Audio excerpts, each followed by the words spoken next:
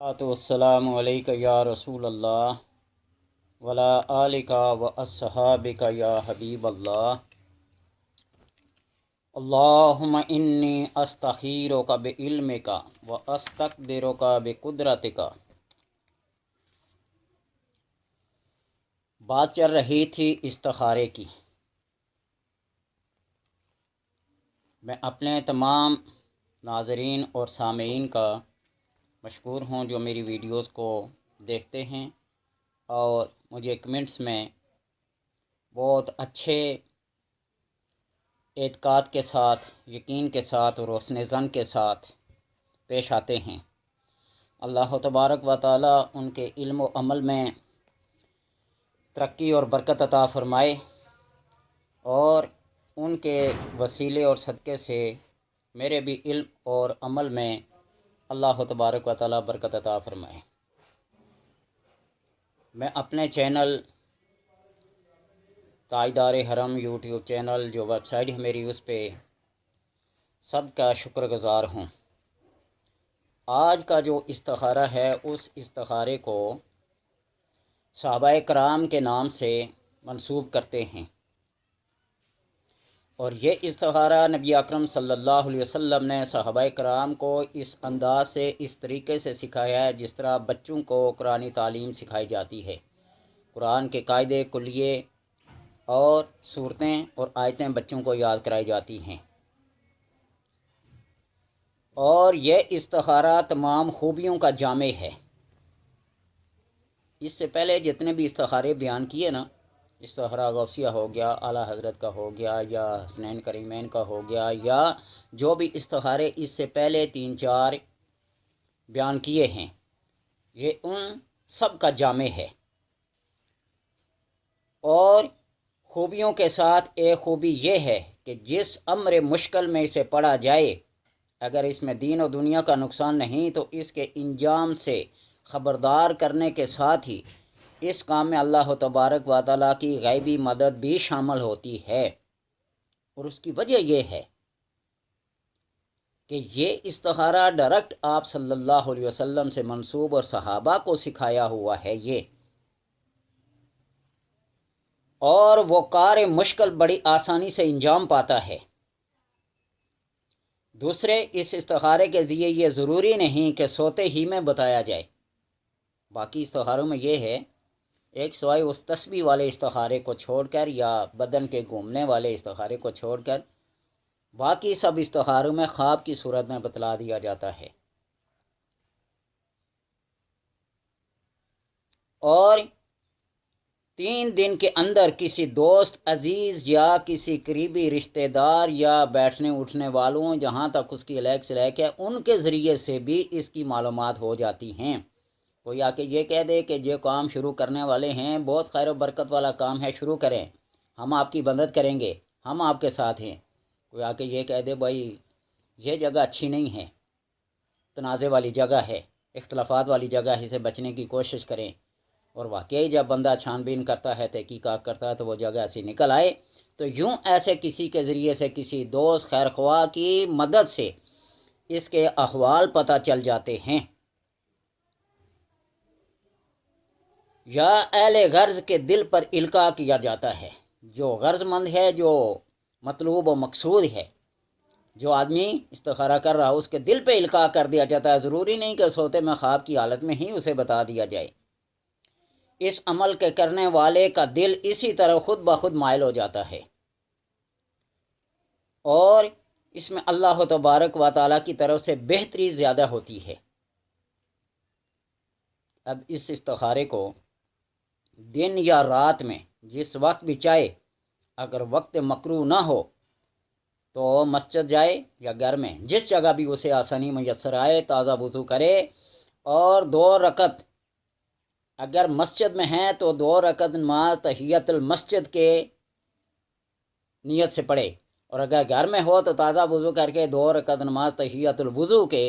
नियत से पढ़े। और अगर वो मस्जिद में ज़्यादा है, ताज़ा वज़ू भी करता है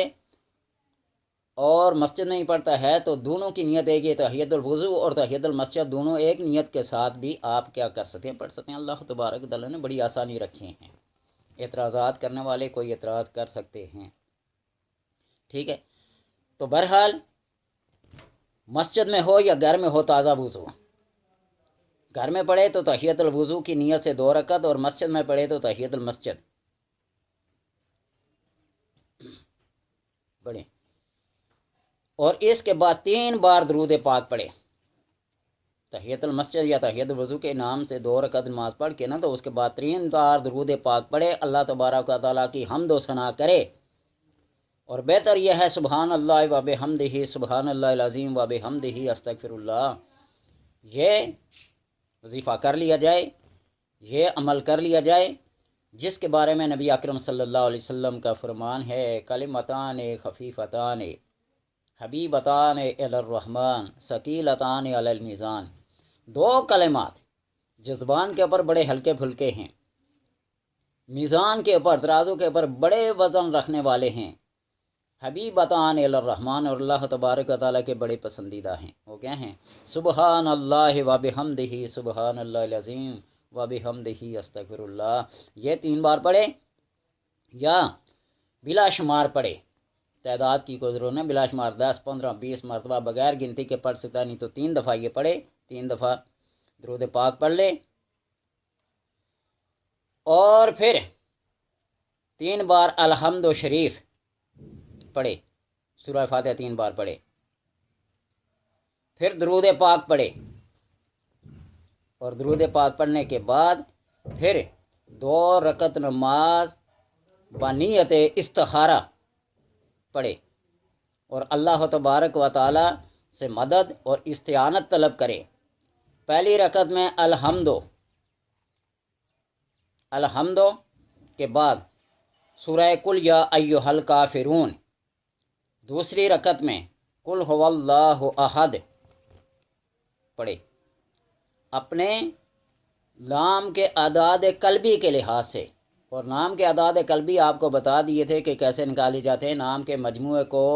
سینکڑا، دہائی اور پھر اکائی بناتے ہیں، جس طرح 296 کو بنائیں گے، سینکڑے سے دہائی بنائیں گے، دہائی سے اکائی بنائیں گے، 296 9 اور 2 11 اور 6 15،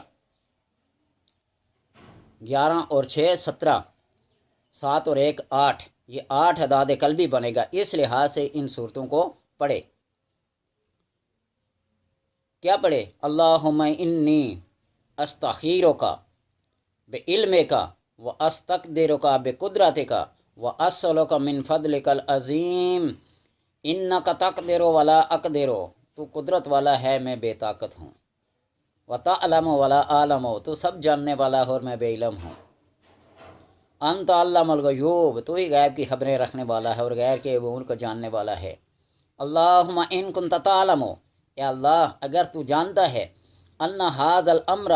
یہ معاملہ جس کے بارے میں یہ تجھ سے مشورہ کرنا چاہتا ہوں، تجھ سے خیر اور بھلائی کا طلبگار ہوں، یہ معاملہ خیر لی فی دینی و معاشی و عاقبات امری، میرے امور زندگی جتنے بھی ہیں ان میں بہتر ہے، تو پھر کیا کر لے؟ یہاں اپنے مقصد کا نام لے، جس بار میں بھی لے سکتا ہے لے۔ فقدر لی و یسر ہو لی، اس کو میرے مقدر میں کر دے اور میرے لیے آسان کر دے، وبارک لی فیہ، اور اس میں خیر و برکت عطا فرما دے۔ وَإِن كُنتَ تَعْلَمُ أَنَّ هَذَا الْأَمْرَ شَرٌّ لِّي، اگر تو جانتا ہے کہ یہ معاملہ میرے لیے برائی کا باعث بنے گا، دین و دنیا کے معاملات میں جہاں کہیں بھی ہیں، تو پھر کیا کر لے؟ فَاصْرِفْ عَنِّي وَاصْرِفْنِي عَنْهُ، اس کو مجھ سے اور مجھے اس سے پھیر دے۔ یہاں بھی اپنا مقصد بیان کرے۔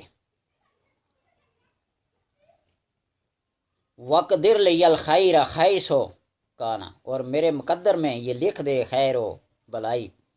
ثم مردینی بے حق محمد رسول اللہ، پھر مجھ سے راضی ہوگا بواسطہ محمد صلی اللہ علیہ وسلم کے۔ یہ صحابہ کا تعلیم کردہ، جو آپ صلی اللہ علیہ وسلم صحابہ کو تعلیم کرتے تھے، یہ وہ کیا ہے؟ استخارہ ہے۔ 2 رکعت نماز استخارے کی، اور استخارے کی نیت کے 2 نفل پڑھنے سے پہلے تحیت الوضو یا تحیت المسجد پڑھیں گے۔ آپ مسجد میں پڑھیں تو تحیت المسجد، گھر میں پڑھیں تو تحیت الوضو کے ارادے سے اور نیت سے پڑھیں، اور درود پاک اور سورہ فاتحہ اور یہ سبحان اللہ و بحمدہ سبحان اللہ العظیم و بحمدہ استغفر اللہ، یہ اپنے حسب مقدور جتنی اس کے پاس وقت یا ضرورت ہے یا اس کا دل اس کے اوپر مطمئن ہے اتنی بار پڑھ لے، اور پھر اس کے بعد اللہ تبارک و تعالیٰ سے خیر طلب کرے، اور پھر ان کو اشارات کے ذریعے خواب کی صورت میں، دوستوں احباب کی صورت میں، یا خود اس کے دل پر اللہ تبارک و تعالیٰ القاء کر دیتا ہے کہ یہ معاملہ ایسے ہوگا اور ایسے اس کو سر انجام دے۔ یہ صحابہ کو تعلیم کیا جاتا تھا، اور آپ صلی اللہ علیہ وسلم صحابہ کو ایسے سکھاتے تھے جیسے قرآنی آیات سکھائی جاتی ہیں۔ اب ایک استخارہ کیا جاتا ہے اسپیشل، خاص الخاص نکاح کے لیے، منگنی کے لیے، شادی بیاہ کے لیے، اور اس کے لیے بھی تازہ وضو نماز کے دوران بھی آپ کا وضو ہو، اور وضو کے ساتھ آپ نے جو نماز ادا کی ہو، اور اس کے بعد آپ استخارہ کرنا چاہتے ہیں یا کوئی حاجت کے نفل پڑھنا چاہتے ہیں، پھر بھی اس کے لیے تازہ وضو کرنا ضروری اور لازم ہوتا ہے۔ وہ اس لیے کہ صرف اپنی طمع اور اپنی لالچ کے لیے تو نہیں نا۔ گرمی سردی میں وضو کرنا بڑا مشکل ہوتا ہے، پانی کا ملنا بعض جگہوں میں بڑا مشکل ہوتا ہے، بندے کو تنگی میں نہیں ڈالے جاتے، لیکن ایک خاص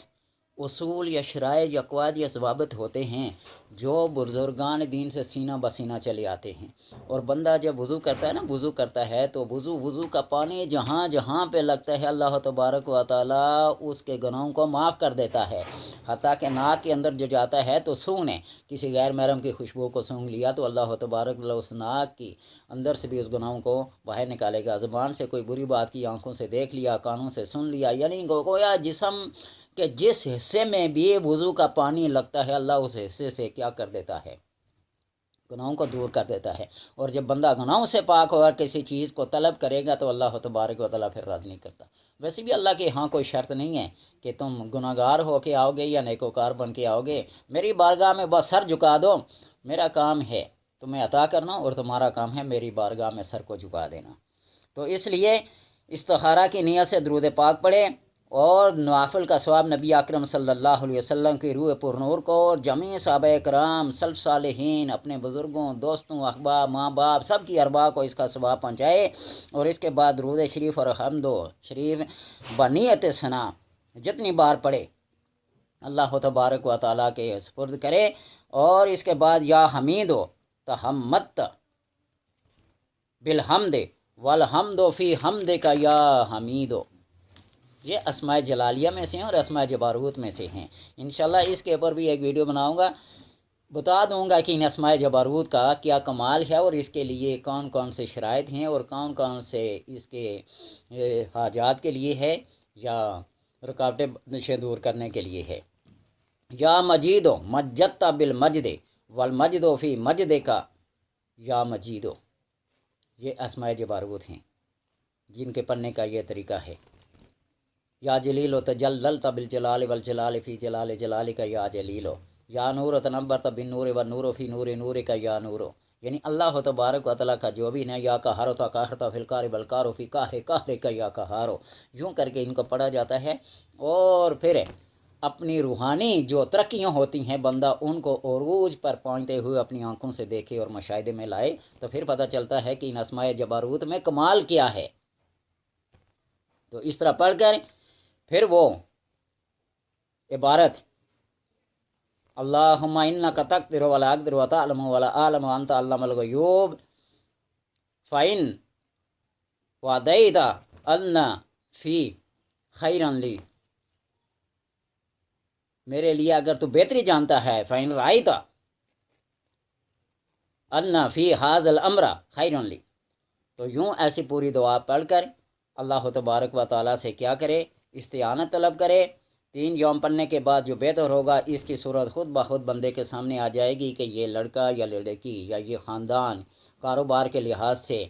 اپنی ریپوٹیشن کے لحاظ سے، کارکردگی کے لحاظ سے، نیکوکاری یا پرہیزگاری یا بدکاری یا جو بھی بندے کے اندر خصائل پائے جاتے ہیں، وہ خصائل وہ اخلاق حسنہ ہوں یا رذیلہ ہوں، وہ کھل کر سامنے آ جاتے ہیں۔ پھر بندہ ہمیشہ کی وہ زندگی سے کیا ہو جاتا ہے، رونے سے بچ جاتا ہے۔ اگر کوئی خاندان ایسا مل جائے نا جہاں بہو بیٹی کو وہ سکون نہ ملے تو پھر زندگی اجیرن ہو جاتی ہے۔ ماں باپ کے لیے بیٹیاں کتنے دکھ کا باعث بنتی ہیں اور کتنی سکون کا باعث بنتی ہیں، یہ ماں باپ ہی جانتے ہیں، جن کے ہاں بیٹیاں ہوتی ہیں وہی جانتے ہیں، ہر بندے کو اس کی قدر و قیمت نہیں ہوتی۔ اور استخارہ شب جمعہ کے ساتھ ایک خاص ہے، اس کے اندر بھی یہی دعائیں پڑھی جاتی ہیں۔ استخارہ سورہ فاتحہ کے لحاظ سے بھی کر سکتے ہیں، بروز جمعرات کو جمعہ کے روزہ رکھے اور یہی شب جمعہ جس کو کہتے ہیں جمعرات کا روزہ رکھے، اور پھر افطاری کے بعد دو نوافل پڑھے، اور اس کو شب جمعہ بھی کہتے ہیں اور سورہ فاتحہ کا استخارہ بھی کہتے ہیں۔ جمعرات کے دن کا روزہ رکھے اور پھر یہ دعائیں پڑھ کر اللہ تبارک و تعالیٰ سے کیا کرے، اپنی خیر طلب کرے، اس سے مشورہ کرے، اس سے استعانت مانگے، تو اللہ تبارک و تعالیٰ پھر اس کو اسی طرح کیا کر دیتے ہیں، انجام سے باخبر کر دیتے ہیں۔ اللہ تبارک و تعالیٰ کے ساتھ بندے کا جو ظن ہوتا ہے، جو خیال ہوتا ہے، جو یقین ہوتا ہے، جو اعتقاد ہوتا ہے، اللہ تبارک و تعالیٰ بندے کے ساتھ اسی طرح پیش آتے ہیں۔ تو لہٰذا حسن ظن کے ساتھ، حسن اعتقاد کے ساتھ اللہ تبارک و تعالیٰ سے جو طلب کرتے ہیں وہی اللہ تبارک و تعالیٰ دے۔ اور آخری قسم استخارے کی بتا دوں جو بہت اہم ہے، وہ باموکل ہے۔ باموکل سے مطلب یہ ہے کہ مجسم شکل میں کوئی چیز سامنے آ کر، کوئی جنات میں سے، کوئی انسانوں میں سے، کوئی جناب فرشتوں میں سے، کوئی جناب روحوں میں سے، ارواح میں سے کوئی بھی آ کر کیا کر سکتا ہے، بتا سکتا ہے آپ کو۔ اور یہ وہی استخارہ ہے، یہ وہی عمل ہے جس سے آپ اپنے والدین سے، اپنے مرے ہوئے لوگوں سے ملاقات کر سکتے ہیں، اور یہ بہت مجرب عمل ہے۔ موکل استخارہ بھی اسے کہتے ہیں، اور اپنے مردہ لوگوں سے بھی آپ دوست، ماں باپ، بہن بھائی، رشتہ دار جتنے بھی ہیں، کسی کا حال، کسی کی کیفیت معلوم کرنا چاہے تو وہ آپ کو خواب کی صورت میں آ کر ملاقات بھی کرائیں گے اور بات چیت بھی کریں گے۔ اس کا طریقہ کار یہ ہے کہ جس دن یہ امر کرنا ہو، جس دن یہ استخارہ کرنا ہو، تو اس رات کو پہلے سے ہی وہ ارادے کے ساتھ اگر روزہ رکھ لیتے ہیں تو سب سے زیادہ بہتر ہے، نہیں تو کم ایسا روزے والی وہ صفات جو ہیں وہ اپنائے، غیر محرم کے اوپر نظر نہ پڑے، بری باتوں کو نہ زبان سے محفوظ رکھیں، لیکن اپنے حواس خمسہ کو بالکل اپنے کنٹرول میں رکھ کر، اللہ کے اطاعت میں رکھ کر، نبی صلی اللہ علیہ وسلم کی شریعت کے مطابق رکھ کر یہ امر بجا لائے۔ پاک صاف کپڑے پہنے اور 6 رکعت نفل ایک نیت کے ساتھ، ایک سلام کے ساتھ پڑھے گا۔ جس طرح پہلے بتایا تھا نا، 12 رکعت نماز ایک سلام کے ساتھ، ایک نیت کے ساتھ پڑھی جاتی ہے، جہاں 6 رکعت پڑھے گا، اور 6 رکعتوں کی ہر رکعت میں جو صورتیں پڑھی جاتی ہیں ان کو ذرا تفصیل سے سننا، کہ رکعت میں سبحان اللہ اللہم و بحمدک اور الحمد کے بعد سورہ والشمس کو 7 بار پڑھے گا پہلی رکعت میں، سورہ والشمس کو 7 بار پڑھے گا پہلی رکعت میں، دوسری رکعت میں سورہ واللیل کو 7 بار پڑھے گا، تیسری رکعت میں سورہ والضحیٰ کو، چوتھی رکعت میں سورہ علم نشر کو، پانچویں رکعت میں والتین والزیتون کو، اور چھٹی رکعت میں انا انزلنا فی لیلۃ القدر۔ اور وہ اسی طرح پڑھیں گے جس طرح 12 رکعت کے پڑھنے کا وہ طریقہ بتایا تھا، کہ ہر 2 رکعت کے بعد قعدے میں بیٹھیں گے، تشہد میں پڑھیں گے، درود اور سلام تک پہنچ جائیں گے، سلام نہیں پھیریں گے، سلام پھیرنے کے علاوہ ہر وہ 2 رکعت اسی طرح پورا کریں جس طرح 2 رکعتیں پڑھی جاتی ہیں، اور اٹھنے کے بعد تیسری رکعت کا سبحانک اللہ سے شروع کریں گے، اسی طرح 5ویں رکعت بھی پھر سبحانک اللہ سے شروع کریں گے، یعنی پہلی رکعت اور تیسری رکعت اور 5ویں رکعت کیا سبحانک اللہ سے شروع ہوگی، اور جب سلام پھیرے، اور سلام پھیرنے کے بعد اپنے مقصد کی دعا کرے، اور 7 بار یہ دعا بھی پڑھ لے، اللہم رب محمد صلی اللہ علیہ وسلم، اللہم رب ابراہیم علیہ السلام، ورب موسیٰ علیہ السلام، ورب اسحاق علیہ السلام، ورب یعقوب علیہ السلام، ورب جبریل علیہ السلام، ورب میکائیل علیہ السلام، ورب اسرافیل علیہ السلام، رب اسرائیل علیہ السلام، ومنزل التوراۃ والانجیل والزبور والفرقان العظیم، ارنی فی منامی اللیلۃ ما انت تعلم بہ منی۔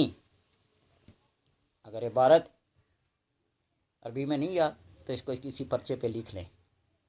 نہیں تو کتاب خام سامنے کھول کر رکھ کر اس کو پڑھ لیں۔ اللہم رب محمد صلی اللہ علیہ وسلم، و رب ابراہیم، و رب موسیٰ، و رب اسحاق، و رب یعقوب